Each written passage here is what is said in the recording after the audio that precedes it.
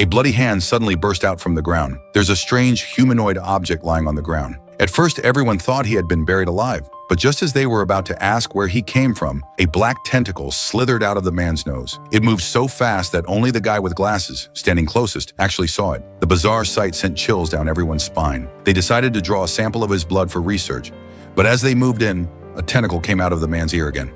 This time they were mentally prepared so nobody panicked too much. Later, Tom brought over some food, just as he was bored and playing with his knife. Suddenly, the man gestured for the knife, then made a slicing motion across his neck. Before Tom could react, the man snatched the knife and pointed it straight at his throat. But just as he was about to stab himself, some strange force held his hand back. In the next second, a swarm of black tentacles erupted from his eyes and mouth. Terrified, Tom tried to stop him, but it was already too late. The man easily overpowered Tom as a much larger tentacle burst from deep inside him and forced its way straight into Tom's mouth.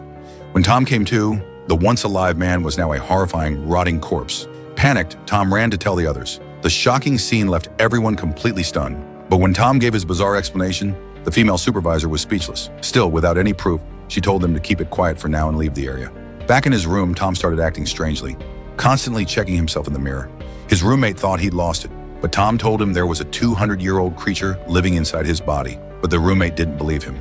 Tom challenged him to arm wrestle to prove his strength. But even then, the stronger roommate easily won. Then the roommate kept mocking him. Tom suddenly threw a punch in frustration, but he wasn't a match. The roommate pinned him to the ground.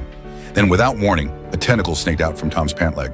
The roommate lost his balance and slammed into the table dead on the spot to cover up his murder. Tom tried to drag the body away and bury it in secret, but just then, 2 employees driving by saw everything. One of them pulled out a gun on Tom. The driver tried to calm things down, but the gun suddenly fired by accident, killing himself. When the others heard the shots, they found the surviving man frantically trying to shoot himself. But no matter how hard he tried, he just couldn't pull it off. He handed the gun to the others, begging them to kill him. But the female supervisor took the gun and quietly removed the magazine. The man freaked out, yelling that they had to kill him right now, or it would be too late. At first, no one took him seriously, until a tentacle started crawling out of his eye. The horrific scene in front of them instantly made the crowd realize the seriousness of the matter. While they debated what to do, some of the other workers who had learned the truth dragged the man into the woods to finish him off.